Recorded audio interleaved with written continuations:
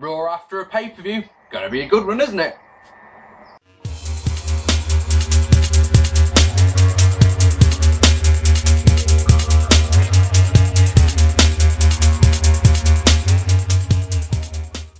Hello ladies and gentlemen, and welcome to some more Raw thoughts. Now I apologise that these ones are a couple of days late, or one day late, or whatever. I thought after I had my little rant, which I apologise for, on my Money in the Bank review, I thought I'd cool it for a couple of days, give some time to just recharge the batteries just for a couple of hours or so. I do apologise for ranting about my subscribers on my video. I was in a bad mood, really bad mood. Shouldn't have bothered even filming the vid, because watching the vid back, it's a very lacklustre, like, you can clearly see that I'm just going through the motions, and it's one of those, look, I just want to get this done. Let's get it out of the way. I'm sorry. I apologise humbly and deeply for that one. If anyone chose to unsubscribe from me, I'm not going to sit and beg you to not subscribe to me. Oh, please don't, please, I need my subscribers so badly. If you choose, because for whatever reason, to unsubscribe to me, that's your choice. It's a free country and you have that right, do you not? Just what I say about one thing about the charity show, right? Down below in the description is one little contribution. The whole show will be available from release on DVD. If you like one, well, I'll let you guys know when they're available for release. I'll ship them anywhere in the world. They won't be very expensive. One little thing, and I've put this online just because it's the first time I've ever got in a ring before. Trust me on this one, yeah. Other than when I did that wrestling training that one time, I've never got in a ring. There's a thing that I believe that, as a commentator, I've got no right getting in the ring at all, and I shouldn't be bumping around or shouldn't be doing anything. This was the first time I ever got in the ring, yeah? Not only was it the first time I got in the ring, it's the first time I've ever cut any sort of promo. And so I'm so proud of this, that I've put that one little bit online. Guess who ripped me shit for it? Go on, have a guess. Fucking Spaz Phoenix ripped me for it. Hey Spaz, yeah, when you've done anything of note in the business, yeah, come back to me and rip me for putting on a wrestling talk show. Until then, go fuck yourself and get more than 200 views on a vid. When you're doing anything like that, your opinion will be relevant, alright? Fucking hey. I want to do that fucking response to me, you coward. Yeah? You do a video on me, I respond, I counter every single point that you made, and you still, after all this time, dare do a response. And I know you're watching this because you commented on that vid. Fucking get a life, man. Right, so we're live in Brooklyn, New York City, which is good because, of course, last week we weren't told where we were for Raw, were we? And, yeah, let's go. Brad Maddox comes out and he makes Ziggler versus Alberto Del Rio, which is interesting, but then we're quickly interrupted by John Cena. John Cena wants to give Brad Maddox a chance. Brad will give Cena the chance to choose his opponent for SummerSlam. We're not going to get a normal contenders match. We're not going to get a tournament, anything like that. Oh, no. Cena can choose who he wants to face. So he could choose Alex Riley for all week out. And it's like, that's an interesting one, isn't it? So, yeah, the crowd chant yes to show them that they want Daniel Bryan, obviously. Randy Orton comes out, he tells Cena that when he cashes in, Cena will never see it coming. And this brings out Fandango. And he's ridiculously over as a babyface. And the crowd start Fandangoing, and you like go, must be a fucking Raw after a pay-per-view, mustn't it? Jesus wept. Fandango says Orton will not cash it in on Cena, he'll cash it in on him, which is nice.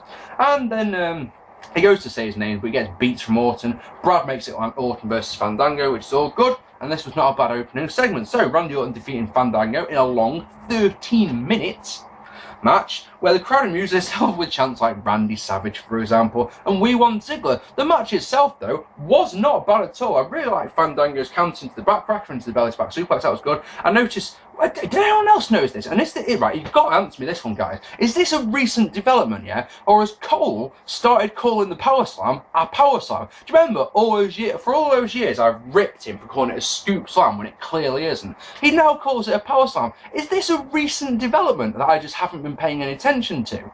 Please help me out. Draping DT out of the corner, RKO gets the win, and yeah, gets a big pop. Big pop for Randy Orton. It's interesting how much we all moan because we want to see Randy Orton turn heel. Really badly, don't we? We all want to see it, but he's so over at the moment. They're just not going to do it, are they? In the back, Dolph Ziggler dumps AJ, which is, well, that'll cost him because she's fucking mental, remember that. In the ring, Mark Henry comes out in a suit. The fans gleefully chant, "You tapped out," and to his credit, he's like, yeah, I did tap out, but I want to be the guy you face at SummerSlam. And then the Shield come out, and they start beating on Henry, and Henry sort of manages to get his own back, but then the numbers game takes over from him, and we get to see the triple powerbomb, which isn't a triple powerbomb because it's just a one-man powerbomb. But anyway, the point is that this made Mark Henry out to be a babyface. Was this a babyface turn, do you think? Because I can get behind Mark Henry, I suppose, but there's a lot of people turning face at the moment, and hardly anyone turning heel, which is a bit of a worry. Anyone else think that? Anyway, so then Jericho is in the back. Brad Maddox makes it Jericho versus RVD tonight. No problem with that. And then Alberto Del Rio defeating Dolph Ziggler in a good match that was at least as entertaining as their match at Money in the Bank. I feel like I feel like a lot of people rated their match at Money in the Bank a lot higher than I did, but I just thought it just wasn't as good as their match at Payback. It's just that simple. That hasn't changed on that one. And then the match was good. The rocket dropper out of the corner was really good. The bell rings and you wonder if someone's fucked up or something. But no, it's AJ, and she sat there with a really serious, crazy look on her face. And of course, that leaves Dolph Ziggler wide open for distraction. Super kick from Alberto Del Rio gets the win. After the bell, AJ attacks Dolph, slapping him all over the place. He's a babyface though, of course, so he won't lay a finger on her, which means that when he turns round, Big E's waiting for him to run him down. And then we get a really good segment as R-Truth joins us. I haven't seen R-Truth for quite a while on Raw, and hasn't done anything of note. So he comes out and he's singing, he's dancing, what's up, and no one's saying anything. But literally the lights go out. And then it's an interesting one, because Bray Wyatt appears on the video screen, we're here, blows out his lamp, and then appears with a lamp. Like, that's an interesting one. Anyway, the point the point is that the Wyatts absolutely batter R-Truth. Bray then gets on the mic, starts preaching, cuts a good promo like he does, and then you notice that R-Truth, hey, cupboard. Hey, cupboard. Right, do I have to shut the window? Because it's so hot. It's so hot today. I don't want to have to shut the window. Please. Because otherwise, cupboard, I'm going to have to take my top off, and the people don't want to see that. Seriously. I don't want to see that, and I have to see it every day. It's not a pleasant time. So yeah, R-Truth's there with a chair, and he looks really, really vexed. And Bray's like, basically, go on, take a shot, and then he gets some more beats of R-Truth. R-Truth just got beats, basically. And then we got, so far, in my opinion, the show, in fact, just hold on a second. Just going to go to the fridge. Because if I have to have the window shut, I'm going to have something as a backup to keep me nice and cool. So I'm going to have lovely, tasty kind of summer bees. Whoa, yes, right, so far, I think this show's been pretty damn fantastic, to be honest. Then we get a little bit that I've condensed into one paragraph that I didn't enjoy. So the Usos defeating Real Americans in a short match after a roll-up, which was an absolute meh. The Usos have been voted on by the app idiots. I can't remember the mention on the app, like who you can vote for, but anything. It was them. Oh, fucking right. All right. Windows shut. Happy cupboard. Happy cupboard. I'm talking to a cupboard. Yeah, you had a choice between the primetime players, tons of funk, and the Usos. The Usos and then they won the match, in 2 minutes, like I say, with a roll-up, which is nice. Then Christian defeated Damien Sandow in another short match after countering the elbow of Disdain into a jackknife cover. That gets the win. After the 3, Cody Rhodes cemented his babyface turn by attacking Damien Sandow. And then on the app, we see Vicky trying to get her job back, which was mildly amusing. And then we got Naomi defeating Brie Bella in a truly horrible match that you sat there thinking to yourself, right, this is probably being filmed for that Divas, what's it called? I've written it down somewhere. Total Divas, which, seriously, is anyone out there going to watch that other than Spaz Phoenix? Because I know he will, and he'll tweet about it 15 times a minute. Anyway, CM Punk then comes out. So all that condensed into one. And you start going, come on, this needs to pick up now, because this show was starting off really, really well, and now it's starting to nosedive a little bit, and it needs something to pick it back up. And what is that thing? It's CM Punk coming out. And he immediately calls out Paul Heyman and Brock Lesnar. Heyman comes out and gives him a tough love speech. He says how Punk wanted to make things personal, not professional. So he's making it personal. He talks about how Punk has got no family, no wife, no kids. He makes up for the affections from the crowd and for his love for the WWE Championship. And simply put, basically the whole thing is Heyman feels that Punk can't beat Brock Lesnar. So this makes Punk mad. He vows on Heyman's children they will rip him apart. He even calls Heyman a son of a bitch, which isn't very PG at all, is it? He asks Heyman if he is lying. Do you know that I'm lying? Not you lying. He says, Heyman, do you think I am lying?